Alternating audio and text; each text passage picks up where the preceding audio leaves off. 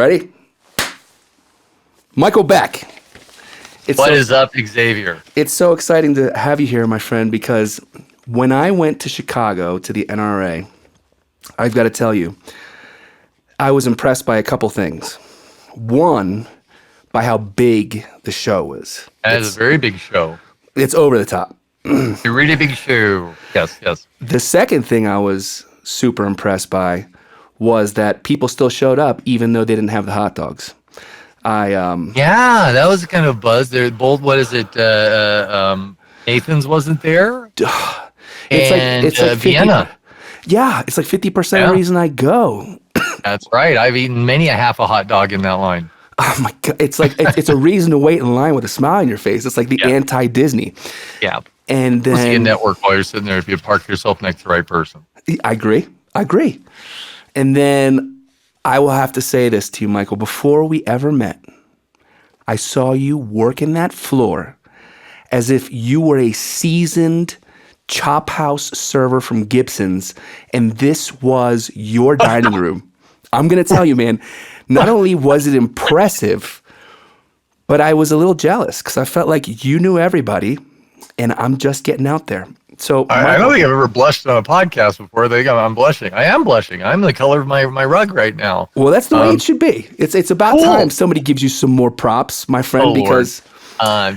So, Michael, my first question to you is, are you fucking insane? Okay? And the reason I ask this to you is because you have chosen to sell into the industry I believe is hardest in the world to connect with and to sell to. Yes. So what do you think it is that compels you to pound your head against the pavement? Oh, I know exactly what it is. And yes, I am knucking futs. Okay. Yes. Okay. Absolutely. And dyslexic, apparently. No, I have a background here. So I grew up in restaurants. Literally, some people say, "Oh, I grew up above a restaurant." Like Bob's Burgers, the cartoon, the family lives above the restaurant. We lived above the restaurant. We had a little place in Long Beach, California called the Beck Sail-In. It was on 62nd Place on the peninsula, for those of you that know Long Beach. Nice little bistro. My dad always was a food guy, and he ran that. And so, yeah, we'd live above the restaurant, and they go downstairs and work, and then at the end of the night, they'd come back upstairs, you know? And this is how you grew up? For a while. And then my dad had bars also, so I was familiar with the bar world.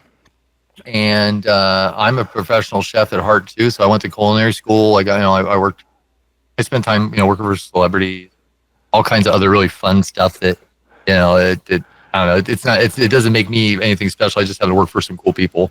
That's amazing. The real reason is what happened to my dad in the end, because my dad lost everything. Oh, wow. My dad was one of those people that gave away a lot of food to people, a lot of best friends that just, he'd hook them up and take care of them. And ultimately, he didn't watch his food costs. He didn't watch what he was spending. And honestly, he was so far on the other side of realizing he was digging himself a hole that it was too late by the time he found out.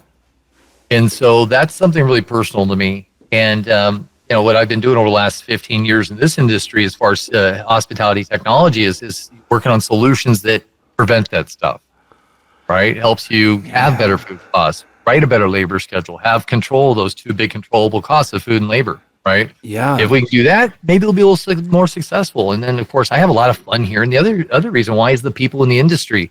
I talked to somebody else earlier today about this, Amy Halm, a friend of mine. And there's a phrase that I picked up a while ago. It's people in the hospitality industry are a bunch of mismatched socks in the same drawer. I like that. Now, they can all be awesome socks. It's just they're all very unique people, right? And so you can be in an office, and you can have an executive suite that is, this guy's an MBA. And this guy never did anything. He worked his ass off, and he got to the same spot. Like, this guy worked his way up. He learned. He was mentored. He may have not gone to university, but he had the school of life, and he's the CEO of the corporation. Yeah. And so that's a really interesting dynamic that everybody in the hospitality industry has a shot. Yeah. And the hospitality is also industry is a place that is known for second chances. This is where people go when they need that new job, or maybe they didn't have a good run at it somewhere, but they do need a place to go. And I'm one of those people too. I didn't have a perfect life leading up to this moment, but this is a place that welcomed me, Yeah. brought me in, gave me the tools to be not only successful, but to have my own business ultimately. Yeah. Yeah, this is this is one of the best places for opportunity, even though it's hard. If you work hard in the hospitality industry, you can make yourself into anything you want. I 100% agree, man. I feel like, and I've always said this to servers I've worked with, to busboys, to chefs. This is one of the few industries that'll give to you what you put into it. Yes. And I've learned so much in this industry, and I've met so many incredible people.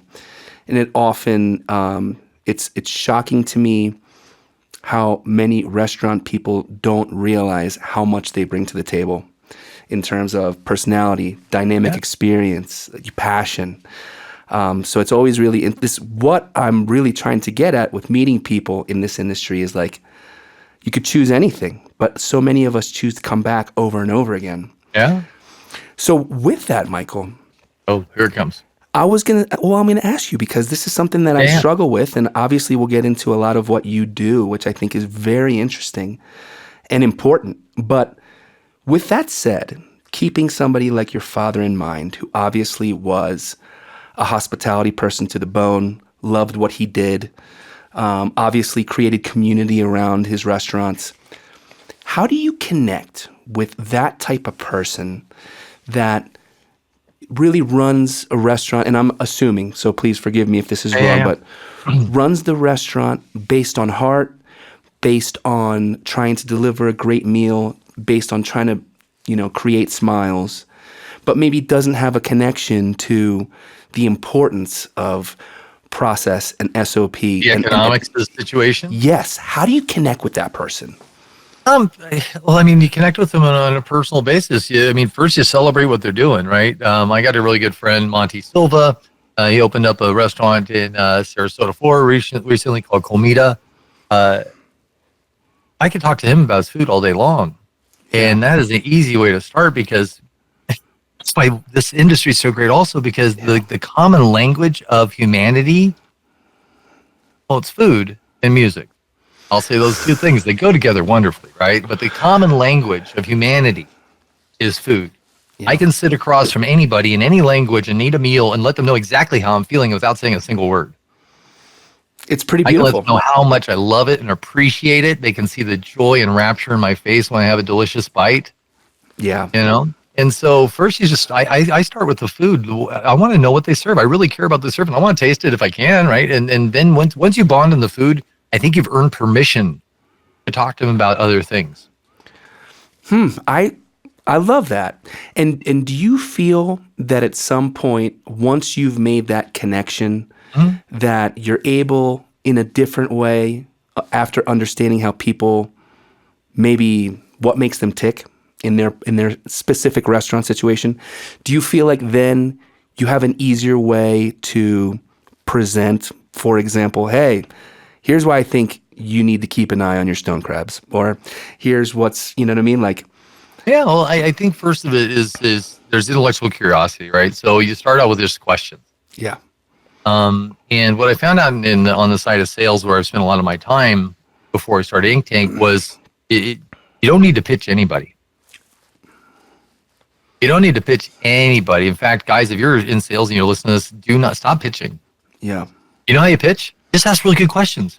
Because all the things that you need, the pitch, what is the pitch? A pitch is to say, this is how great we are, this is how much we know, this is what we do, blah, blah, blah, right? Yeah. Throw that away. Yeah. They can find that on your website. Ask really good questions, and through the quality of the questions you ask, the responses that you get, or for you, the questions you give them will tell them exactly what you already know, what you know for them to trust you. Wow, he understands what food cost is. Maybe I'll dig a little deeper.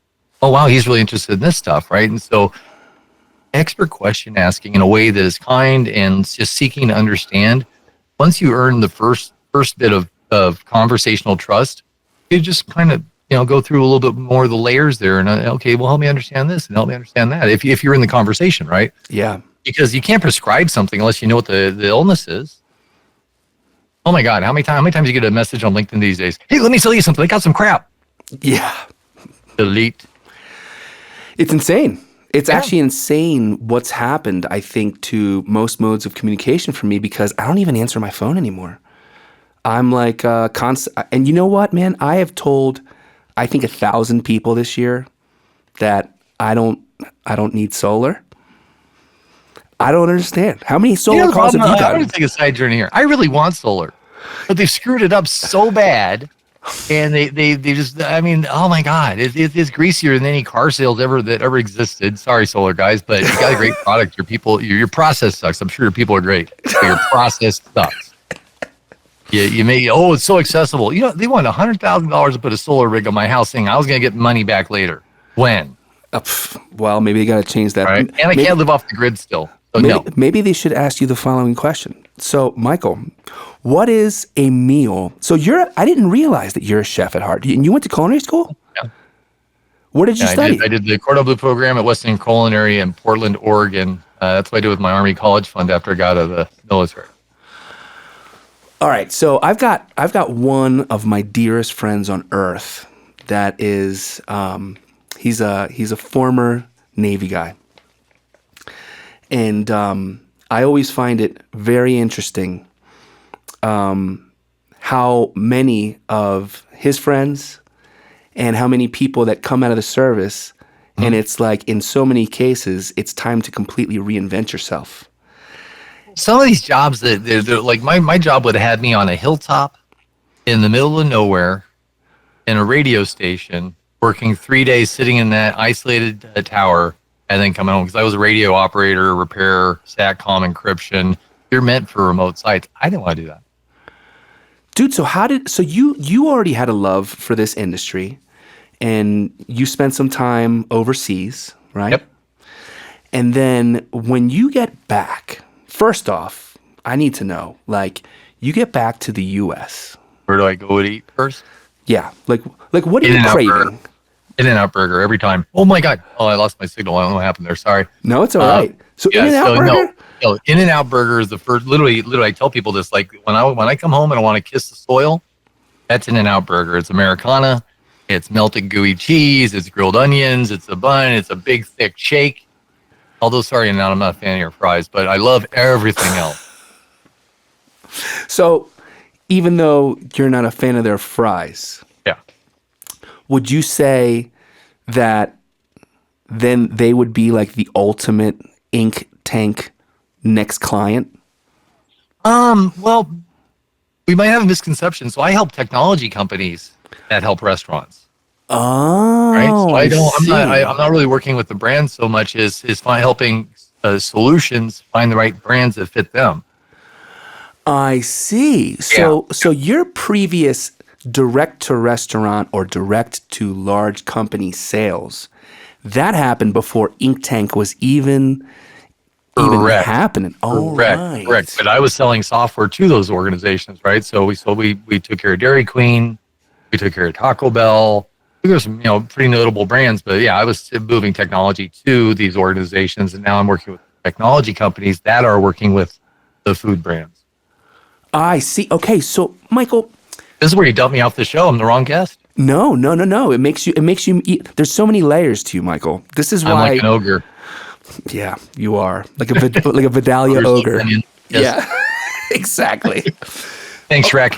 Yeah. So, all right. So, Michael, you can choose to mulligan this question, but I need to ask you an important question. So, all right. So we're golfing now.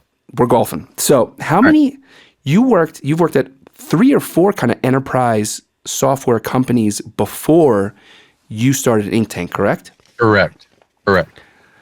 Which was the easiest to sell? Ooh, easy never factored. Easy? What do you mean easy never factored? Easy never factored. Did you never have like? I have never had a lay down in restaurant technology software. I've never had anybody just go, I need some software. Here, cool. So you've never had a layup of a call, a layup of never? A lay down. A layup is more like, But no, I've never had anybody just walk in the door and go, here's a bunch of money and I'll want some software. It's a lot of valuation. It's back and forth. It's diligence. It can fall apart at any time. Sales cycles are roughly 2 to 3 months if you're lucky. Enterprise could be 2 to 3 years. And at any point, the people you're talking to could leave and the whole thing resets. It happens. Right? Yeah. Yeah, it's wild. It's freaking wild. So what was your biggest heartbreak? Do you remember a biggest heartbreak Oh yeah, I situation? know it. CC's Pizza. Hey guys. So I was working with the COO, Stephen Jones, fantastic gentleman, and we had been working on that deal for about a year and a half. Okay. Flown out there a number of times, did a number of presentations, and in fact, I remember they were going to do the final round, and this is out in Texas, pretty close to the Dallas DFW airport where their headquarters is. So I found out they were having a round of reviews with different vendors, and so they said, "Yeah, these vendors are going to be there, but you can do yours remotely." I'm like, "So they're going to be on site, but I'm going to be at home."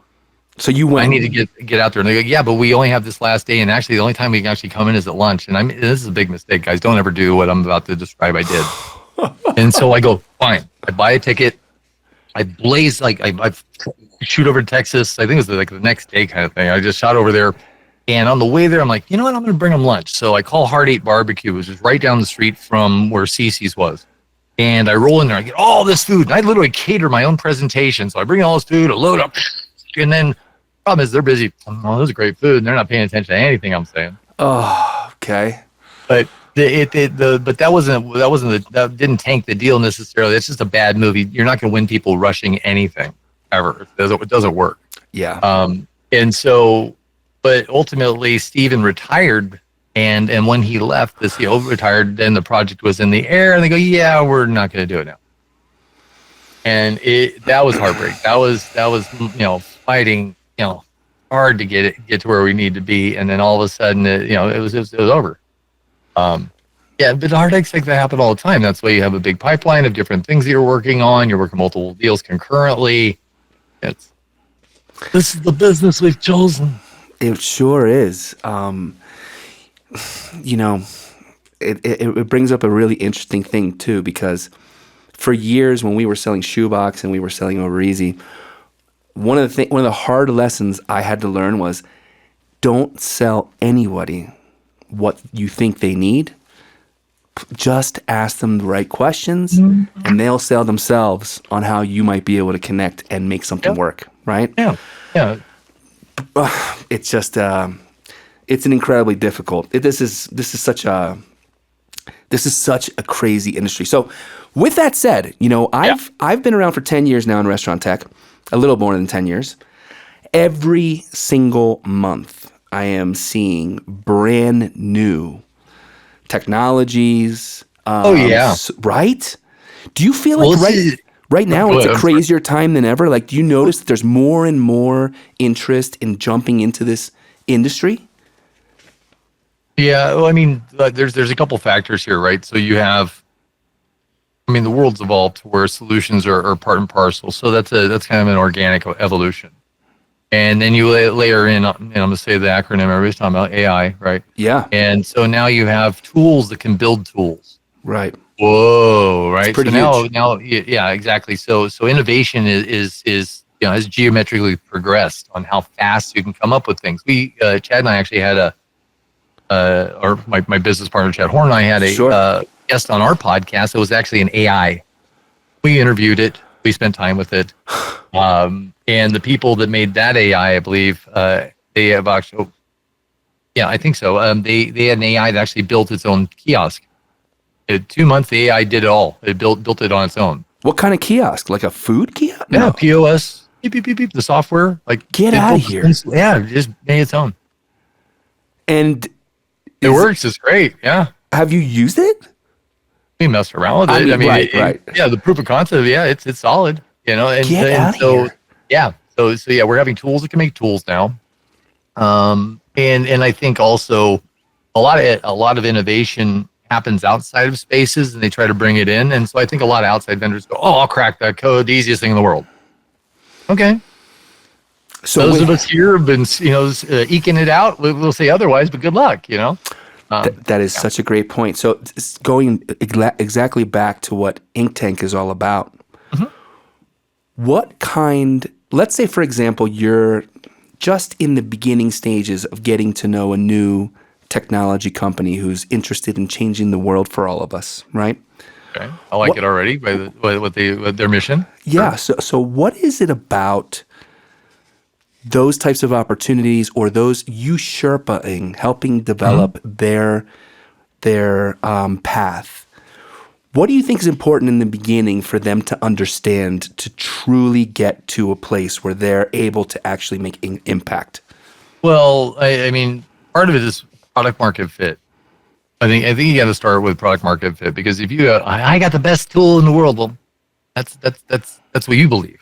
Right. You're depending on 1 million plus rooftops in the United States to believe that. Literally, right? with solar. Yeah, literally. And I mean, it occurs to me too. I mean, the SOM, or the serviceable attainable market, or the TAM, the total addressable market, and these wonderful acronyms, right? But there's only so many restaurants in the country, and it's not going to change much. One of the things I say a lot is, it's the great thing about our industry, and the kind of not so great thing about our industry is we know who everybody is. Yep, that's right? true. So there's not big chains popping out of the ground like mushrooms. There's not a bunch of new restaurants. It's plus or minus about 1 million, somewhere in there, rooftops, and everybody's vying for those same eyes. Mm-hmm. Right? So yeah, the thing I go to do that what our kind of thesis is about how we work with and look at clients is we want to make sure that whoever we work with has a very specific utility that delivers a real and meaningful value. Not, oh, that's really cool. Cool is, I don't know, I can do cool and not have it on my P&L, right? Cool and meaningful and cool is different. So does it make my life better? And usually that metric almost always is the same, which is time. Savings of time. Yeah, can you get it back? Because ultimately, time is the only commodity that exists. Everything else is kind of a wrapper around it. Gold is worth this, and silver is worth that, and this is worth this. Well, you're paying for the people that dug it out of the earth, the people that transported it, the people that did this. You're paying for every little person along the way that made that thing valuable, and what you're actually paying for is their time. Now, I love that, Michael. I freaking love that. But one of the things that I've had a very hard time cracking the nut on is that many restaurant operators don't value their own time and do not value the time of their team. And the reason I bring that up is because very often I'll notice that a restaurant's person's, let's call it like, just the way we've all been brought up is the more time you put in, often the better a product is, or often, like the more substantial like your dedication is. Have you ever come up against that? Oh yeah, it's called my grandpa. You're going to work a 12-hour day, and I grew up on a farm. I am all about being a hard worker, right? But I'm also extremely lazy. And with being extremely lazy, it makes me really creative to do things faster and better. The lazy, and I won't say I'm lazy. I don't know what the word is in there, but I like to find ways to do things more efficiently. And it could be because of my ADHD. I usually wait till the last minute on a lot of stuff. And so I found really quick ways to do stuff and be better at it.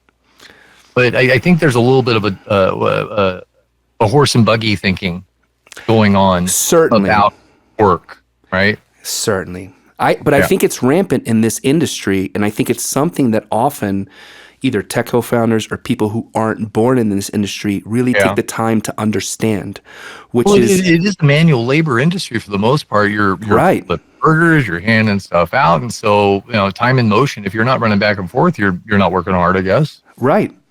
Well, and so as an example for me, I mean, I've got an invoice automation business, and for the first 5 years of getting that thing off the ground, one of the hugest battles we had was, well, I don't have to pay my chef extra. He's on salary, and he'll just punch those in on an Excel spreadsheet every night.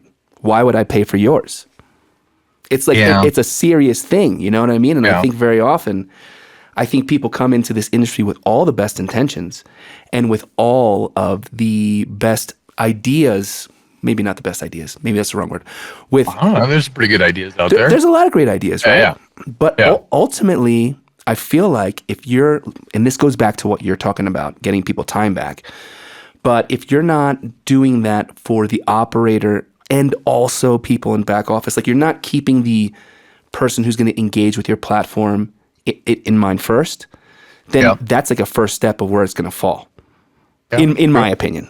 Well, I mean, there's so many variables here, right? We're talking about considerations of employer of choice. The labor market is still tough. It's still tough to find and retain good people. It certainly Right. is. And so and people know pretty much that restaurants and or more to the point, the frontline workers, they all talk. Yeah, they do. They say, hey, where do you work? Where do you spend your time? And well, they'll share the tools they use or the culture or how they're being treated. And I think that is starting to true up a little bit. I think, just making people work for work's sake is diminishing a little bit. Yeah. I also think you're the folks that are saying, well, my salary guy, I can work him to death. Well, he's going to leave you. Fair he's enough. going to go somewhere that knows how to treat people better. And I think people are very sensitive to that right now. Interesting. Yeah. So I love that perspective, Michael, because then part of the approach then could be that, hey, increasing the quality of life of your day-to-day operations team is a big part of this. A big part of hopefully a think solution. about when COVID was happening, right? Yeah. And the labor shortage was rampant. And there were subsidies from the government for people, that were affected by it. And people chose not to work because even though it was a little bit less, they didn't have to get up early. They didn't have to get yelled at. They didn't have to have the Karens go at them. Whiskey's delicious at like 11 Yeah, a.m. yeah, and they can play Xbox all day and get paid, Yeah. right? Why would I mean I don't know. If I was a younger man, I'm wondering which way I would have gone. Well, so were you doing, this is an interesting topic to me. Were you doing tech sales to restaurants during COVID? Yes. Did you see the world slowly start to melt away during this time? Because I can tell you mine was. It was definitely different, right? The whole fear, uncertainty, and doubt thing. The social thing got weird. My wife and I, we live on the water here, so she spent a lot of time on her paddleboard just to talk to neighbors going by because of all the distance thing. Oh my gosh! But it was it was grim. The independence got wiped out, right? People didn't know what was going to happen next. After a while, people got tired of the social hours and as far as the web-based, hey, let's hang out. Sure. I don't know. I don't know if it really melted away, but it was definitely different, right? And culture changed, right? This whole idea of remote was a big thing. It was eye-opening for my partner and I because we were a bootstrap company. We were just starting to take off in 19. And I'm telling you, Michael, the next, February 15th, let's say, we're live. Yeah, it's my birthday. Is it? Yeah, you picked 365 days to pick from. Bullseye. Go. Fuck yeah. That's awesome. I remember, Michael. Can I say an F-bomb too? Yeah, as much as you want. Please, drop it. All right, thank you. That's more like Incredible Hulk. I don't know if that's Captain America. What do you want? You're in a Marvel room. I like it. I like it. Dude, so it's Monday, right? And we're getting emails from all of our customers. And what we hadn't prepared for, which has completely changed our business model, was that 60% of our customers were in the Northeast.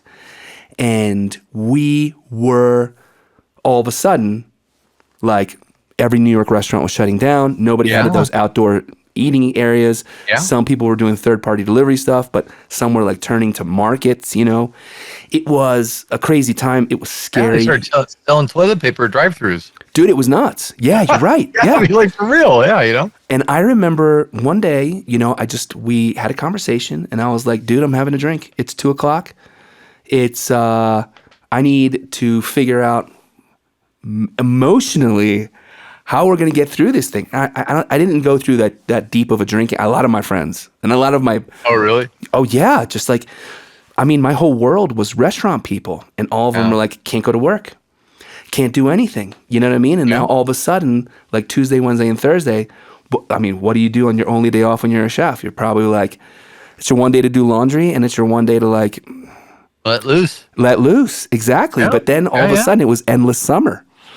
And you're just trying to figure out what's the world going to look like moving forward. Anyway, for us, we ended up just completely changing. That's when I fell in love with Florida, Michael. Did you have to do abatements for your customers? Just say, hey, listen, we won't bill you for a while, any of that kind of stuff? We paused everyone. We took it on the chin. You. Yeah. Good for you. That's a tough move to do. Well, we figured, man, if there was going to be any chance that we survived out of it, I mean, whether it was the restaurant clients or not, it's one of the things I've learned so much about working in this industry. Like, as big as it may be, there may be a million restaurants. There may be, thousands and thousands of people that any one of us wants to sell to. Yeah. But everybody knows each other. It's kind of like what you're talking about with the restaurant people. Yeah. Everybody knows each other, and man, Very small community compared to other industries. We had one big fight. We had one big fight with a client.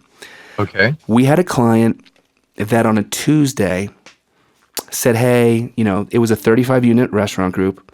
It was a group that we were very happy to work with. And they emailed us on a Tuesday and said, hey, we need to pause billing. We said, hey, we understand this sucks. No problem. But then what they did, Michael, which was really fucked up in my opinion, they went to Amex and they pulled back like 3 months of billings before that. Oh, wow. Bro. But how can you defend that though? Well, listen, Amex is like super card holder forward, which I can appreciate. Oh, yeah.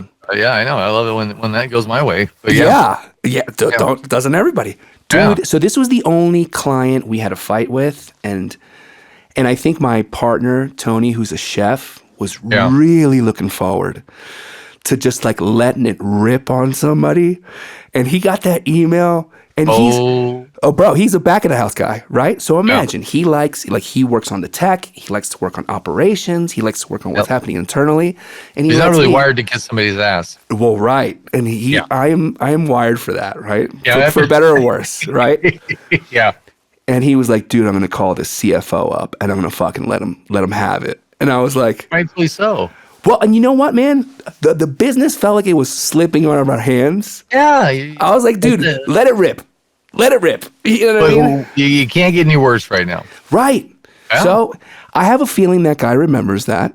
And I also have a feeling that we may never actually get an opportunity to work at any company he ever works at.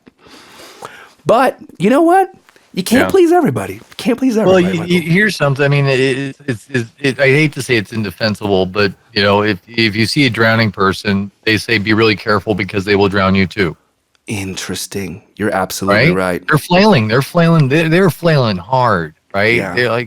They're drowning. So what are they doing? They're going to try and trust me. If you're drowning, you're probably not going to worry about who else you're going to hurt just to start breathing again. You're absolutely right. It's unfortunate, right? It is unfortunate. But you know what? I'll share something with you. It's related, but it's not. So we live in Florida. You love Florida. Yeah. We had the hurricanes last year. We were completely devastated. We were fortunate here because we have an elevated home, but most of my neighbors, if you look up and down the streets for miles, all their furniture, their personal property, all this stuff. Yeah. Right? And so that sucks. It totally sucks. What's really cool about it though, and I guarantee they had the same thing happen in Texas, just with this recent, God bless them all, the floods that they had in California with the fires. Yeah, there's something magical that happens after this that restores your faith in humanity, which is for us, right before the storm, a neighbor we didn't know called us up and said, "Hey, got your number from a neighbor. You're right on the water. Would you like to stay with us for the night?" Oh, that's fucking awesome. Right. Yeah. And then the next day when everything was, debris had fallen, I'm walking around in the dark with a flashlight because I want to see if my house was still there. And I'm stepping over branches and trees, and I started seeing other lights show up. And we turned into a cluster. We went house to house to find if anybody was hurt, if they needed help. Yeah. And everybody I was with didn't give a shit about what sign was in the yard. Right. Didn't care how much I made, who you voted for. It was just, it was minus all the influences that say you don't like each other, you're each other's enemies, or whatever the case may be. You're people here. You're not even Americans, you're just human beings. You're just there to help each other, and that to me is such a restoring thing that after all that, to know that we are always and always will be the same people we've always been, absent the narrative of who people are telling us we are. I 100% agree, man. And it was maybe, I don't want to say necessary because COVID sucked. Yep. But maybe it was something that was important for the restaurant industry specifically, because I remember that being a moment where many of the people that I love and respect in the industry took that time to assess their relationship with the industry. Yeah, and well, I mean, it was a period of some of the greatest innovation in the history of restaurants, really, right? Why it drove business from outside the four walls. Yeah. It made it to where you could run if you didn't have a dining room, right? The rise of the DSP, online ordering, all that stuff kicked. Changed everything. I mean, it changed everything. I mean, but it proved that we are resilient, we are creative, we're innovative. And the restaurant industry is proof of that. And so, interesting. This is an interesting segue, Michael, because I feel like the restaurant industry has been getting hit. I feel like over and over again, right? Of course, labor costs are a ton of pressure. Yeah, or like just like right now, and I'm not political. I vowed off of any party whatsoever. I'm just saying that with the threat of tariffs right now, people were worried about the price of their coffee. Supposed to go up 50%, right? Dude, like there's pressure constantly.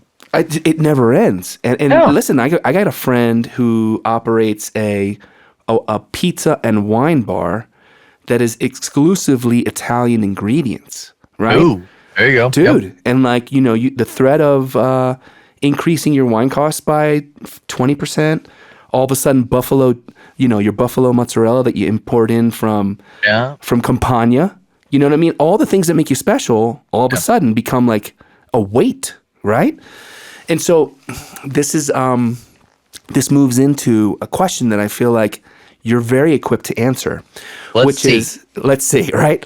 Which is what kind of excuses do you think are appropriate for when it's hard to sell your product? What kind of things do you think, like, for example, right? Sure.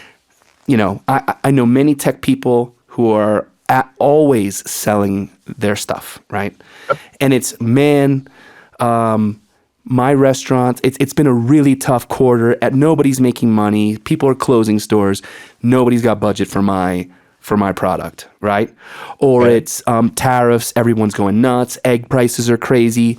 I had a deal going with IHOP. Nobody wants to make a move because it's too expensive. How do you like when you're working with your sales team? Because I know that's a lot of what you try to mentor with, right? How do you balance letting people bitch a little bit with giving them accountability for closing? How do you navigate that? Oh, you're saying me accepting excuses for my sales team? Yeah. Absolutely fucking not. There is no excuse. Okay. Yeah. Sorry, guys. People have always sold. People will continue to sell. Okay. In every bad situation, there's an opportunity for everybody, right? If there's labor pressures, there's a tool to relieve some of that pressure. If there's food costs, there's a tool to relieve some of that food cost. You just have to figure out what the opportunity is in the moment, right? Okay. Maybe it's not what your tool is doing today. Maybe there's something else. Maybe you're not the person. The hard reality sometimes is you're not the right solution for the moment. That could be true. Okay. However, reorient. Right? You don't have to do what you've always done. And the great thing about life is the surprising turns are what take you to the best destination. Yeah. Now, if my sales team said, we have a shitty product and we're not going to sell it, well, you got to leave because if you don't believe in what we're doing, I'm sorry. Right. Now, if you say, hey, we're having challenges selling, I'll have that conversation all day long. Let's talk through it. What are the common objections you have? What are you hearing? What is the repeated thing you hear? Okay, let's isolate that objection and figure out what is the meat of that. And do we actually have a solution, or are we banging our heads against the wall? And if that's the place, then we got to figure out the commonality where the objection is coming from. Got it. Right? Is it S&B? Is it a single unit operator? Well, if I can't play here, I got to figure out where I can play that I'll get traction. Got it. Right? So maybe they're pointing the can in the wrong place. Maybe they're just swinging for the fence. I've tried to sell McDonald's 500 times. Well, guess what? You're not even built for McDonald's. Right. Right? I mean, yeah, it just depends. But yeah, excuses. I'd rather hear I'm having a challenge. Let me know. Let's talk about this because I can't seem to crack the code. Now, if somebody says they're defeated, they got other problems. Yeah. But it's also our job as leaders to take them through those problems and understand why they're feeling that way. But if you can't sell them on what we're selling, they're in a bad spot. How do you how do you help people to adjust to this industry in terms of sales? Because it's different than any, right? Oh yeah. Well, I mean, there's segmentation for that. What product you're selling? How long's the sales cycle on that particular product? Is your mind even ready for that kind of sales cycle if that exists, right? If you came out of an industry, well, here's something common. People will develop a product outside of our industry and say, well, it's applicable to hospitality. I'm going to go sell in there. Got it. Yep. I don't know anybody. I've seen entire sales teams sitting in the booth just talking to each other because they're so afraid to start talking to somebody else. They're real comfortable with each other. Sure. Right? My rule of thumb is if you're talking to somebody from your company at a trade show, leave. Go find somebody you don't know. You already know that guy. He's not going to help you. 100%. Right? Yeah. But no, it's I mean, if you're outside the industry and you think it's easy to break in, you better make sure that you have a place here and test your theories first before going all in. Right? There's consultants out there. I got a friend, Christopher Siebes. He was actually one of the founders of Expient, or actually was the founder of Expient. I'm sorry. Today he does product market fit for folks. Right? Why would you dump a bunch of dough trying to work here when you don't even know if you have the right product for the market as it exists? Do you have the features you need? Do you have the right things that are actually going to move the needle? Do you even have table stakes for what your solution is supposed to do? Well, we do recruiting and we do applicant tracking. Great. Do you have chatbots that your applicants can engage with? Nah, that's just window dressing. Really? Because everybody else has got them. Uh-huh. Right? So if you're not even in parity with the other solutions out there, you don't have something exceedingly different, you're going to be measured against that other solution. If you don't even have that, you got to reconsider for a really damn good reason to say that's a crappy item. But then you have to educate everybody why not. Michael, have you gotten into conversation with somebody that you could potentially engage with and been honest to a point where they have decided not to move forward with their project? All the time. Get out of here. Yeah. Qualify fast. Get out, right? Because if it's not a fit now and you're just jamming it, yeah, you can. It depends on what you're doing, right? But if you can get the first check's kind of easy to get. Okay.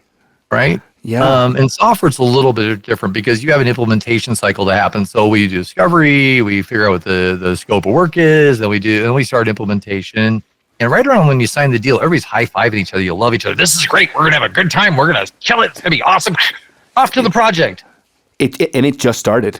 Oh, it's a roller coaster. Yeah. Well, get excited. Now it's implementation time. We hate these guys. This is so hard. Yes. Right? It's incredibly difficult. Yeah, it is. Implementations are tough. And that's also why I think that when brands are looking for technology, don't just look at the technology, look at the team. Yeah. Because ultimately, when the shit goes down, those are the guys you have to deal with. Are they assholes now? Because they're going to be worse later. Oh, yeah, they are. Are they inattentive now? They're going to be listed even less later. You're absolutely right. Is the honeymoon bad and you're in the first month? It's going to get worse. It doesn't get better.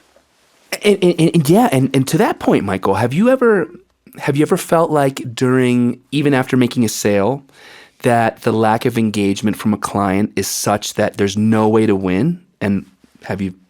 Yeah, unfortunately, yes. I've drug a deal across the line. Yeah, well, right. No, right. You chase them, like, fuck it, I'll just sign and get off my back, right? Right. But the problem is they weren't engaged in the beginning. They weren't excited about the project. They're not going to sponsor it. It's going to die on the operating table because nobody even came in to give it oxygen. Right. You know?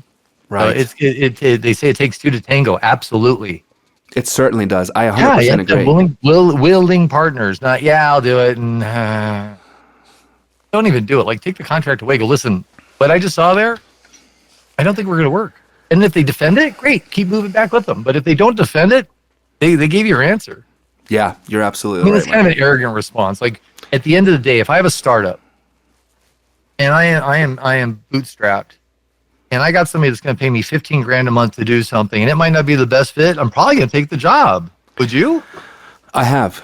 Yeah, I have, right? And that's and ultimately sometimes some of those hard lessons are the ones you learn best when you're in the trenches. Right, but I mean, here's another analogy. I have I have a big agree with the people that are saying, oh, bioengineering and stuff like that, it's killing people, it's going to make you grow a third eye or whatever the hell it is. And now there's millions and millions and millions, literally tons of food sitting there rotting on docks because they've made people so afraid to eat the food. Oh, right?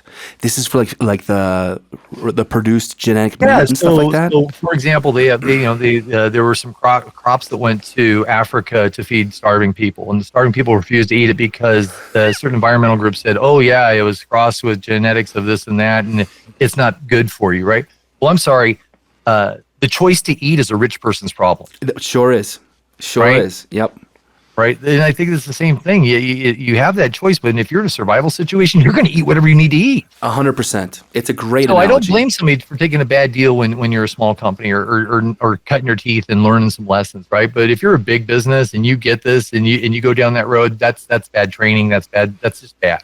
Yeah. No, I All agree. apply. Make sure they're a fit because the damage of a bad project can far outweigh any of the money you get. I 100% agree. Yeah.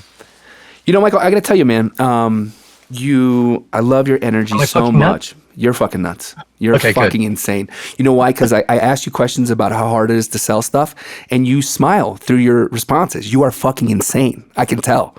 Well, you have to be insane to do this business. This is what this is the name of your episode. Yes, that's what I'm trying to say. And you know the what? restaurant people, business industry, and the people that work here, right? So yeah. But you know what, man? I will tell you right now, just even based off of the few interactions we've had, I would happily be insane right next to you. Whether it's back in Tampa looking for grouper, or it's selling some restaurant tech. So. Yeah, my mom used to say, it was like her little joke was like, "Where are you going? Crazy? You want to come with me?" So yeah, absolutely. That's awesome. Yeah. So, Michael, where can everybody find you? Because I'd love for people to engage with all your stuff. Because you got a lot of stuff going on. So you got Inc Tank. Talk to us real quick before we finish up about how people can get a hold of you.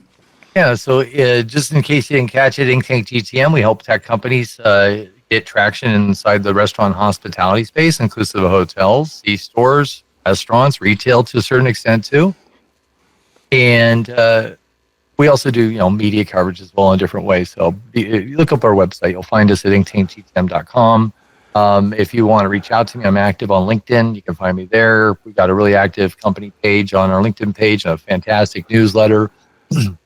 And then we're really active on the trade show scene. In fact, part of our commitment is to be at every major trade shows. We have a lot of traveling we do. Wow. So upcoming, we'll be at the QSR Evolution Conference, FS Tech. We will be at the Restaurant Finance and Development Conference. We'll be at Prosper Accelerate and also the Prosper Forum. I know I'm missing a bunch of them, but yeah. So it sounds like we're going to be seeing each other a lot, Michael. I can't wait. Yeah. Okay, so we'll finish off with something delicious and food because I'm going to Vegas next week for the RSPA, Retail Now. Whoa. Yeah, the Retail Now show. All right, so Michael, when we see each other in Vegas, I want to have a celebratory meal with you because I know as soon as I leave that dinner, I'm going to be full of energy and I'm going to be feeling good. Juiced up. I'm fucking juiced up right now. Let's go run through a let's go wall. sell some shit. Yeah. So, so what are we eating, Michael? What do you love? What's a great celebratory connection meal for you? Like if you had we're going out to dinner. Where do you want to go and what do you want to eat? Are we in Vegas? Yeah. Let's say Vegas. We're in Vegas. We're in Vegas. Gosh, there's so many good choices there. Beauty in Essex is kind of nice. Ooh, that's in the Cosmo, right? Yeah. It's a speakeasy restaurant. You got the nice pawn shop up front, but when you get inside, it's that ultra swag.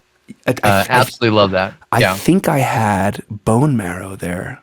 They do have a good bone marrow. On their menu they have, and it's very simple. It's just a simple tomato soup in one of those large Asian spoons with a little bit of toast. We love it. So good. Yeah. All right, man. The next time we connect, we're going to talk all about food, all about Where are you going to be next? I think the next show I have on my radar, I'll be going to the R365 show in San Diego. Okay. Partially because San Diego, named after a whale, so I can't say it here. But anyways, yes. In Spanish, it's vagina. But so that's different. I'm gonna go visit. I've been promising Sean Walchef. I'm gonna go visit him and eat his barbecue. Yeah, it's delicious. He's a good dude, and I want to see his restaurant. I've never been to San Diego, if you can believe. Never. Oh, so cool, yeah. Never been. Go across the border and just, I don't know. I think you can still walk across. Just have to have your passport, but yeah. Really? You can walk over to Yeah, just walk over to Tijuana. Okay, nice. Yeah. That way you just walk across and the tacos are like a quarter of the price. That's perfect. That's right. That's right. So I'll be doing that one, and I'll definitely see you at RFDC. And honestly, dude, I'm gonna be knocking on your door in Tampa because you're close. I'm in Sarasota, or maybe you can come down to Sarasota. I didn't know Monty opened a restaurant in Sarasota. Yeah, call Monte. I'm actually supposed to go down there with my wife pretty soon. I think he just messaged me yesterday about coming down. So yeah, absolutely, dude. You can just join us for dinner. If you can hold off until the first week of August or second week of August, okay, I'll meet you. Okay. If you can't hold off because the food's that delicious, I understand, but I'm just throwing it out there. I don't know yet. I know it's because I know Monte. I know it's gonna be delicious. I know the chef over there is amazing. So yeah. Well, Michael, thanks for confirming the fact that you are actually insane, and I appreciate having all the insane, beautiful people like you in the industry. And it's been really nice to talk to you, man. Dude, it's absolutely my pleasure. Anybody named after one of my favorite X-Men is good in my book. Perfect. Don't get that thought out of my head. Take that back. What did you just do? Thank you, Michael. All right, I Sheldoned you. Thank you very much. And thanks everybody for listening. Thank you. Yeah, absolutely. 86 Reason Podcast was brought to you by Over Easy Office, outsourced bookkeeping solution